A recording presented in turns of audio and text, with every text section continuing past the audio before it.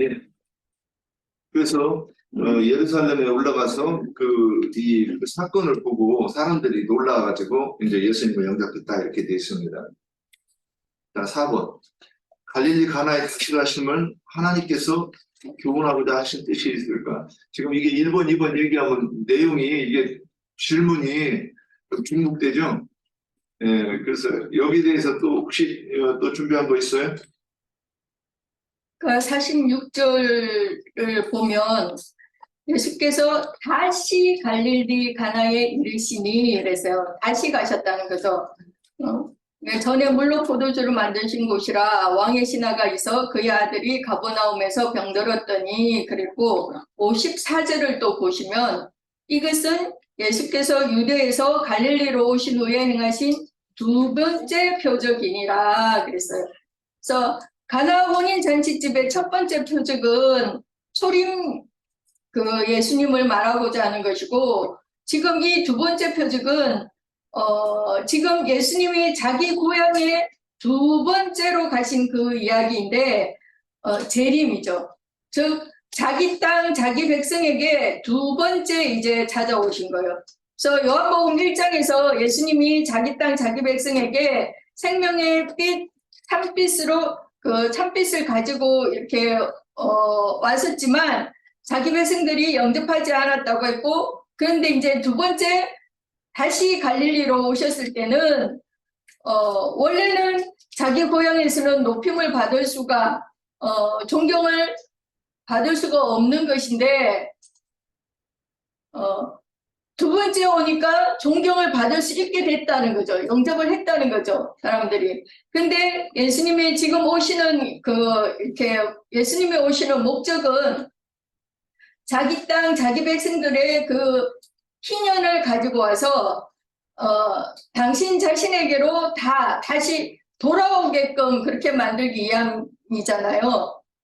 그래서 첫 번째 표적에서는 이방인의 구원을 위해서 다시 말하면 사마리아 여자를 통해서 전도한 수가성 사람들을 이틀 동안 함께하면서 이방인들이 먼저 구원을 받고 그 다음에 예수님의 고향 사람들이 이제 두 번째 표적 때 구원을 받는 거죠.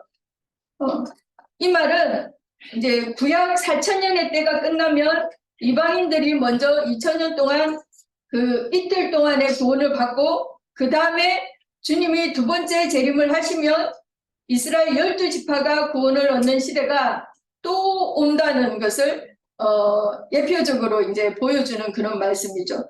그래서 예수께서 갈릴리로 가실 때 다시 가셨다고 하셨는데 주님이 초림을 하셨고 이제 재림 다시 오시는데 갈릴리 자기 고향으로 오신다는 것이죠. 그래서 2장에서 그리고 오늘 이 45절에서 표현된 예루살렘에 가신 것은 예루살렘 지도자들에게 심판을 선포하려고 그죠? 그래서 저주를 선포하러 가신 거지만 그래서 막 상도 다 뒤엎고 그렇게 했잖아요. 그래서 갈릴리로 오시는 것은 이제 구원을 베풀러 오시는 거예요. 그래서 이방인의 때가 끝나면 이제 찍힘을 받았던 그러니까 자기 땅 자기 백성들의 회복을 위해서 그 가지 부분을 이제 잘려나간 그 가지 부분을 회복시키려고 또 다른 표현으로 희년을 실현하려고 또 어떤 내용이 있어요. 무르기 율법을 실현하려고 그죠? 이스라엘 하나님의 백성들에게 다시 오실 것을 재림하실 것을 예언하는 그런 말씀인 거죠. 그래서 왕의 신하의 아들이 병들어 죽게 된 것과 관계가 있을까? 있다면 무슨 뜻인가 그랬는데 이거는 5번 질문에서 같이 하면 될 것 같아요. 네. 예. 자, 아까 이제 1번, 2번 이렇게 쭉 반복되는 거니까 제가 이렇게 처음에 성경책을 보고서 질문을 내놔가지고 이게 처음에는 이 중복되는 건지를 이게 잘 모르고서는 그냥 이렇게 질문을 낸 거예요. 자, 5번 바로 넘어갑시다. 왕의 신하의 아들이 병들었다 하면서 이 병은 어떤 병이며 이 짧은 문장에서 병이 들 수밖에 없는 혹시 이유가 있을까? 또 고침을 받는 그까지 당연히 고침 받았겠네.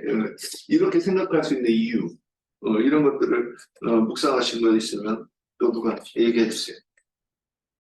저는 이제 왕의 신하의 아들이 병이 들었다고 했어요. 이것은 이제 열병이죠, 열병. 그러니까 그 목적은 더 중요한 것은 신하가 그 믿음을 가졌다는 거예요. 왜냐하면 유대인들은 표적을 구하지 그 표적 아니면 믿지 않는다고 그랬어요. 유대인들은. 근데 주님이 그 음란하고 악한 세대가 표적을 구한다. 주님이 그러셨거든요. 보면은. 근데 여기 이제 그 열병이라는 것은 마태복음 8장에 한번 있어요. 여기서는 열병에 걸렸는데 그 헤롯의 신하의 아들이 이제 열병에 걸렸다고 했는데 마태복음은 헤롯의 빨리 뭐라고 말씀하셨냐면 8장 5절부터 예수께서 가버나움에 들어가시니 한 백부장, 여기는 백부장이라고 그랬어요. 백부장이 나와 간구하여 이르되 주여 내 하인이 중풍병으로 집에 누워 몹시 괴로워하나이다. 이르시되 내가 가서 고쳐주리라. 백부장이 대답하여 이르되 주여 내 집에 들어오심을 나는 감당치 못하겠사오니 다만 말씀으로만 하옵소서. 그리하면 내 하인이 낫겠는가. 나도 남의 수하에 있는 사람이요 내 아래도 군사가 있으니 이더러 가라 하면 가고 저더러 오라 하면 오고 내 정도로 이것을 하라 하면 하나이다. 예수께서 들으시고 놀랍게 여겨 이르시되 여겨 따르는 자들에게 이르시되 내가 진실로 너에게 이르노니 이스라엘 중에 아무에게도 이만한 믿음을 보지 못하였노라. 또 너희에게 이르노니 동서로부터 많은 사람이 이르러 아브라함과 이삭과 야곱에게 야곱과 함께 천국에 앉으려니와 그날의 자손은 바깥 어두운데 쫓겨나 거기서 울며 이를 갈게 되리라. 예수께서 백부장에게 이르시되 가라 내 믿음대로 될지니라 하시니 그 수치로 하인이 나니라. 여기서도 말씀에 그랬어요. 좋은 자손은 바깥 어두운데 쫓겨나 슬피 이를 갈며 울 거라고 했는데 여기 좋은 자손은 유대인들을 말하는 것이고 이제 백부장은 그 유대인들이면서도 헤롯이 아까 요한복음에서는 헤롯의 신하라고 했거든요. 근데 여기는 이제 자기 밑에 있는 하인이 중풍병에 걸렸다. 이 백부장의 믿음을 보시는 거고 아까 요한복음에도 그 하인 헤롯의 하인 저기죠. 그 사람이 주님은 믿음을 보시는 거예요. 옛날에 나도 좀 체험적으로 저기 한데 이 가정이 집이 다 구원을 받았다고 했잖아요. 그런 것처럼 여기 또 식사장의 식사를 보면은 예수께서 베드로의 집에 들어가서 그의 장모가 열병으로 알아놓은 것을 보시고 그 손을 만지시니 열병이 떠나고 여인이 일어나 예수께 수종들더라. 저물매 사람들이 귀신 들린 자를 많이 데려오고 예수께서 말씀하신 말씀으로 귀신을 쫓아내시고 병든 자들을 고쳐주시니 이렇게 말씀하시는데 이게 병이라는 것은 이게 그 각색병 세상적으로 우리가 주님 안에 있지 않고 주님 안에서 떨어져 있는 이게 지금 기독교를 쉽게 말하면 우리가 기독교에 있을 때도 열병에 걸려 있었잖아요. 나는 열병에 걸리지 않았었는데 그때는 그 막 충성 봉사를 다 하잖아. 이게 그 죽은 자들이에요. 살아자가 아니고 죽은 자.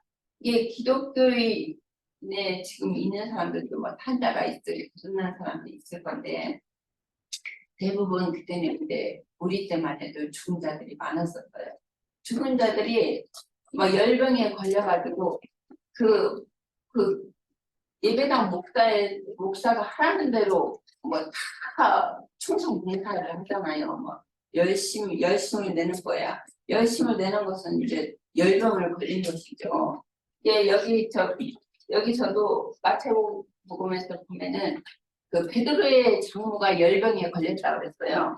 예, 주님이 이제 그걸 낫게 하셨는데 얼마나 열심으로 충성 봉사하면은 열병에 걸렸을까. 근데 그들은 다 죽은 자였어. 근데 주님이 다시 이제 고쳐주니까 주님께로 돌아와서 주님 앞에 여기 그 베드로 장모도 예수께 수종을 들었다고 그랬거든요. 그게 그 고쳐준 것은 구원을 받은 것이지 주님 앞에 돌아온 것이죠. 열병이 주님을 떠나서 떠나면은 죽은 자잖아요. 이게 주님께로 다시 돌아오면은 이 고침을 받는 것이죠. 제가 할게요. 그래서 여기 이 병이 열병이라는 것을 알 수가 있는 구절이 어디냐면 52절부터 52절에 보면 그 낫기 시작한 때를 물은즉 어제 7시에 열기가 떨어졌나이다 하는지라 그랬어요. 이런 것을 보면 이 헤롯 왕의 신하의 아들의 이 병이 열병이라는 것을 알 수가 있잖아요. 그래서 이 열병은 그때 당시에 뭐 학질이나 뭐 말라리아 그런 이제 병인데 우리나라에서도 옛날에는 이런 이 학질 이런 열병으로 인해 갖고 많은 사람들이 죽었죠. 우리 언니들의 그 세대나 이렇게 보면 그런 것 같아요. 저희 집에도 보면 친정엄마가 아들을 둘을 낳았는데 그 아들이 다 죽은 걸로 제가 알고 있거든요. 그래서 저희는 이제 딸만 이렇게 남았는데, 그러니까 이런 것들이 다 표상이죠. 그래서 하나님의 백성들이 그런데 이제 열병에 걸렸다는 것은 그래서 우리 애자 자매님이 말씀한 것 같이 종교적인 헌혈심을 내는 것을 말하는 거죠. 그래서 오늘날 기독교계가 얼마나 진짜 열심이 특심이잖아요. 그러니까 저만 해도 그 특심이 만만치 않았어요. 그래서 이 열병에 대해서 너무나 잘 이게 표현해주고 있는 것들이 사도 바울의 그 고백이죠. 그래서 사도행전을 한번 보시면 사도행전 21장 20절입니다.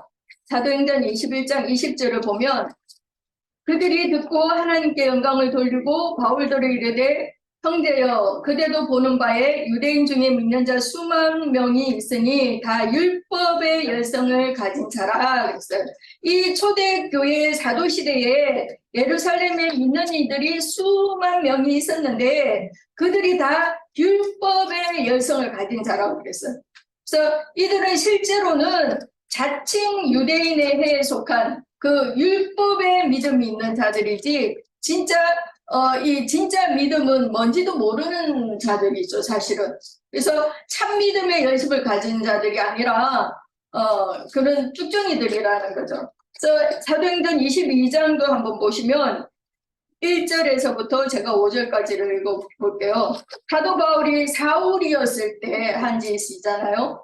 사도행전 22장 1절에서 5절. 22절. 이 열병이 구체적으로 어떤 병인지 알 수가 있어요. 제가 읽겠습니다. 부형들아, 내가 지금 여러분 앞에서 변명하는 말을 들어라. 그들이 그가 히브리 말로 말함을 듣고 더욱 조용한지라. 이어 이르되 나는 유대인으로 길리기아 다소에서 났고 이 성에서 자라 가말리엘의 문화에서 우리 조상들의 율법의 엄한 교훈을 받았고 오늘 너희 모든 사람처럼 하나님께 대하여 열심히 있는 자라. 내가 이 돌을 박해하여 사람을 죽이기까지 하고 남녀를 결박하여 옥에 넘겼노니 이에 대제사장과 모든 장로들이 내 증인이라.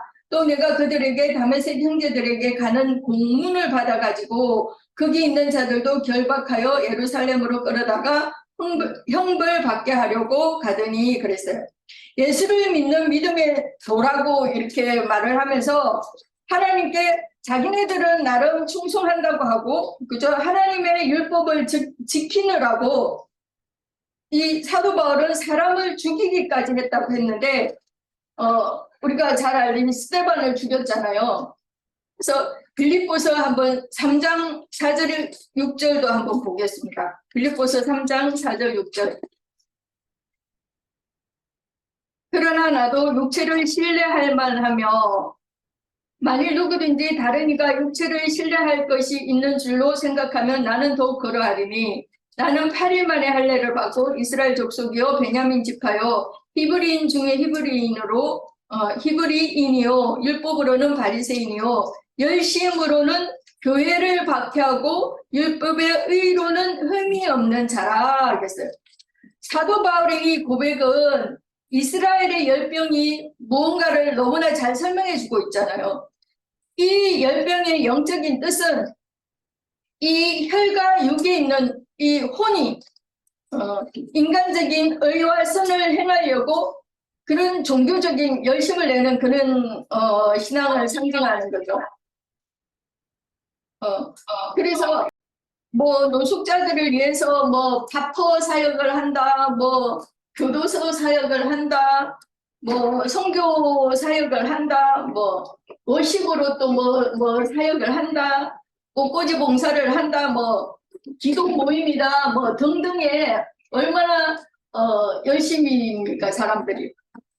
특히 그런데 종교성에 의한 그런 다른 교리에 심취되어서 뭐 신천지다, 여호와 증인이다, 정명석이 뭐 JMS 등 뭐 지난번에 한번 TV 보니까 JMS 그 너무나 젊은 아이들이 너무나 안 됐더만요. 그렇게 열심을 내는 그러니까 말씀을 오해해서 육체의 율법 행위로 하나님의 영광에 나아가려고 하는 그런 자들의 신앙, 그런 종교 생활을 말하는 거죠.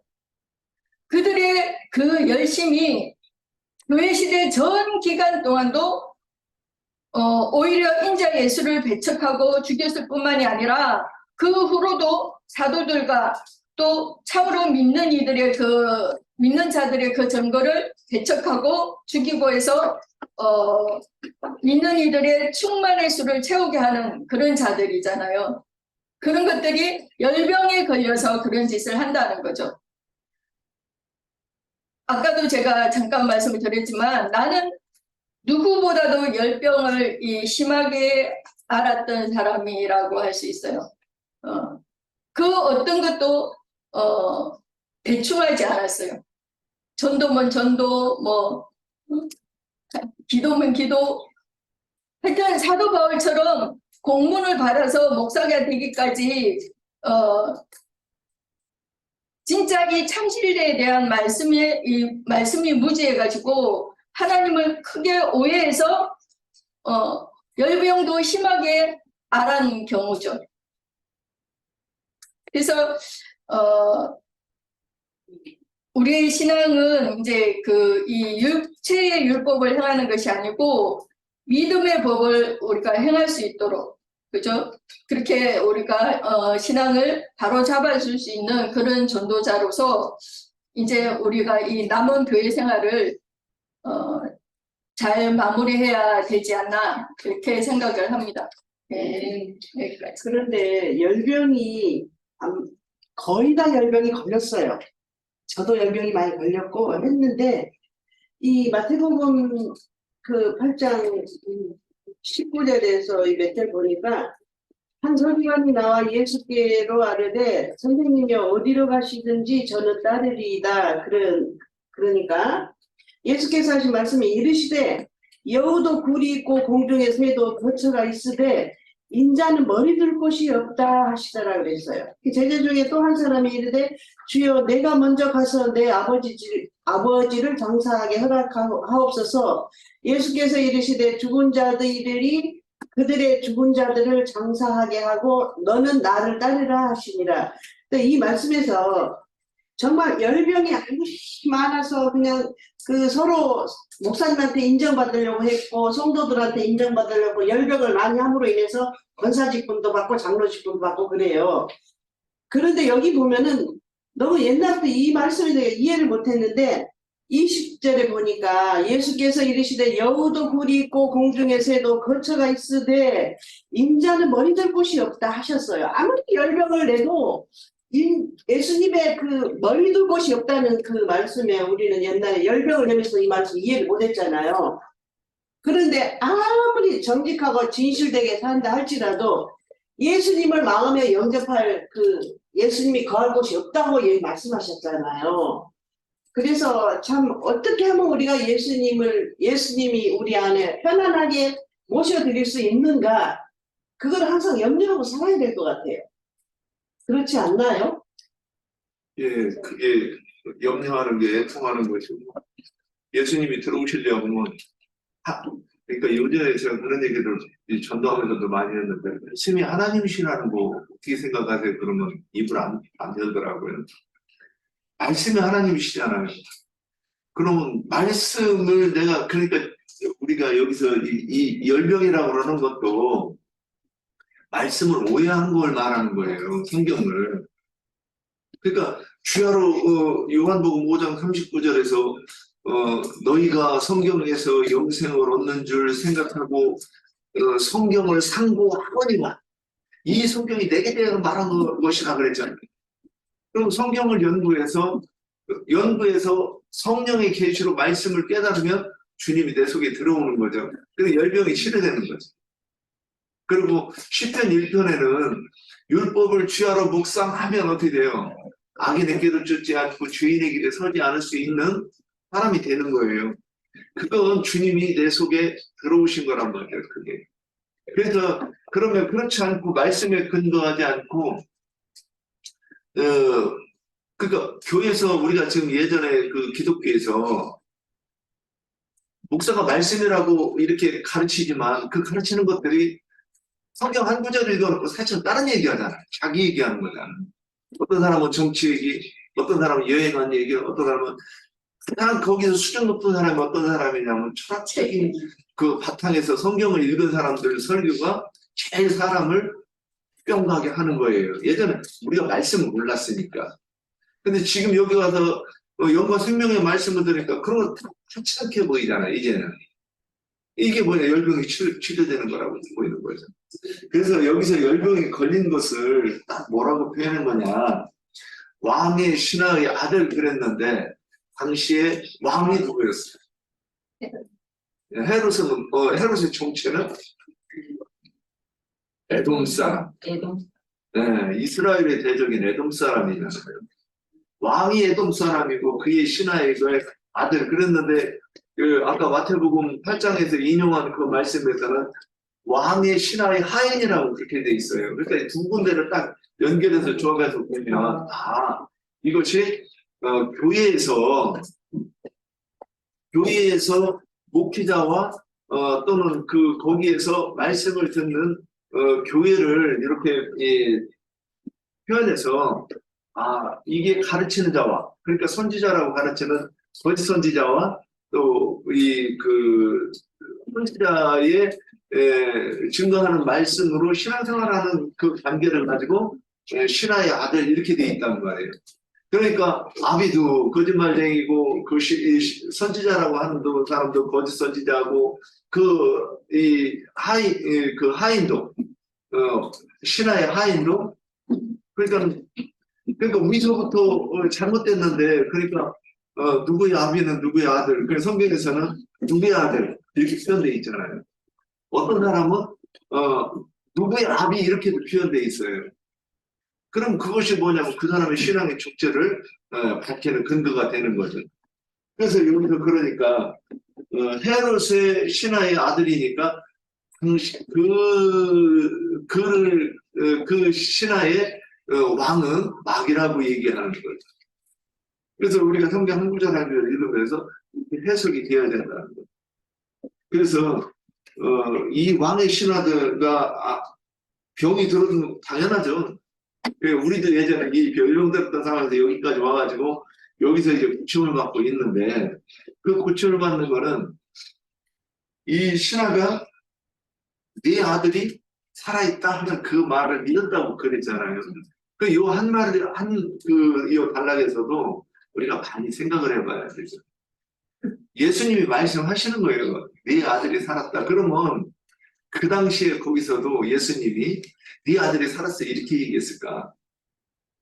사마리아 여인한테 한번 우리가 비교해 보자고요. 사마리아 여인에게 야, 네 남편 좀 데려와봐. 그러니까는 난 남편이 없는데 왜 지금 혼잣말처럼 얘기해? 네 남편이 다섯이었는데 근데 여기는 우리는 그걸 가지고 치잖아요. 이게 산당 여기저기 다니면서 여기 가서 말씀을 배우고 여기 가서 말씀을 하다 이렇게 푸는 게 뭐냐면 푸는 날에 그 한마디로 하면 남편이 다섯이 있었는데 지금 사는 남편 이 남편이 아니다 이 얘기가 그렇게 해석이 되는 거예요. 여기서도 네 아들이 살았다 그러면 그때 그 당시 예수님이 네 아들이 살았다 이렇게 말씀하시는 게 아니라 말씀으로 그가 그 아들이 살 수 있다고 하는 근거를 가지고 성경에서 얘기를 하셨다는 거죠. 근데 그는 그 아들을 믿은 거죠. 그러니까 그 말씀을 믿고 가는 것이 그래서 표적을 보고 표적이 일어나는 것을 보고 와 이분이 오병이어의 사건을 보고 와 이분이 대단한 분이네. 이분이 있으면 배는 안 곶겠네. 그것도 믿음이죠. 그래서 그를 왕으로 세우려고 하는 그 믿음은 주님이 표적을 보고 그러니까 표적이 어떤 내용인지를 이해하고 믿는 믿음하고는 같다. 그래서 이렇게 왕의 이거를 어떻게 설명해야 되나 이렇게 봤는데 하여튼 이렇게 좀 표현을 해보면 어떤가 싶습니다. 그래서 누가복음 4장 18절에서도 주의 성령이 내게 임하셨으니 이는 가난한 자에게 복음을 전하게 하시려고 내게 기름을 부으시고 나를 보내사 포로된 자에게 자유를 그러니까 복음을 전하면 포로된 자가 자유케 되고 눈먼 자가 다시 보게 되고 그리고 눌린 자를 자유롭게 하고 은혜의 이것이 은혜의 해를 전파하는 것이다 그래요. 그래서 복음을 전하면 이 복음을 통해서 왕의 아들이 치료를 받은 것이라고 말씀하시는 건 아닌가 그렇습니다. 여기 그 왕의 아들이 살아났다, 병들었다 하면서 이 병은 어떤 병인가에 대해 또 좀 더 보태실 수 있습니까? 지금까지 얘기했잖아요. 네, 다 얘기했는데 혹시 근데 또 이 열병은 사람의 힘이나 능력으로 되는 예. 것이 아니라 하나님께서 부어주시는 영이 성령이 임해야 치료받을 수 있고 그 예수님의 입으로 나오는 말씀을 믿음으로 치료받을 수 있는 아멘. 예. 그러면 이제 우리가 이렇게 말씀 나눴는데 여기까지 이제 우리 집회하는 거를 나영재님께서 여기에 좀 더 권면하실 말씀이 있으면 또 정리해 주신 거 들으시고 우리가 말씀 마치겠습니다. 홍영재 인제서 와가지고 참여를 안 해서 뭔 얘기들을 나눴는지 모르고 어차피 내가 조금만 참가를 해야 되겠네. 그 앞부분에 이틀 이야기라든지 갈릴리 가나라고 하는 곳에 두 번 오셔서 두 번 표적을 행하신 거라든지 이런 것은 우리 지체들이 참 계시에 따라서 잘 증거했어요. 갈릴리는 원래 그 성경에 보면 이방의 갈릴리요. 그래서 그 이방을 대표하는 거예요. 똑같은 팔레스타인 땅이지만 반대로 예루살렘은 율법 종교의 근거지를 대표하기 때문에 그게 의도적으로 요한복음 4장에는 그게 대비가 됐어요. 갈릴리에서는 표적을 행하고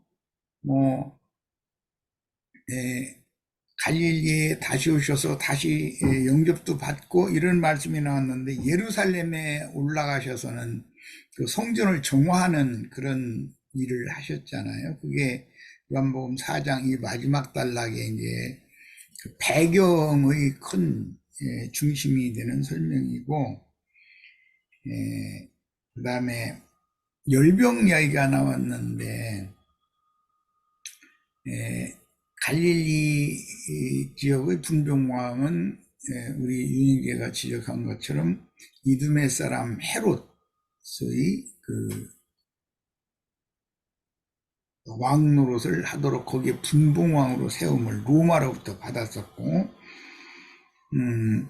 그 헤롯의 이 신하의 아들, 이제 아까 윤영재 표현을 참 잘했어요. 위로부터 대대로 이렇게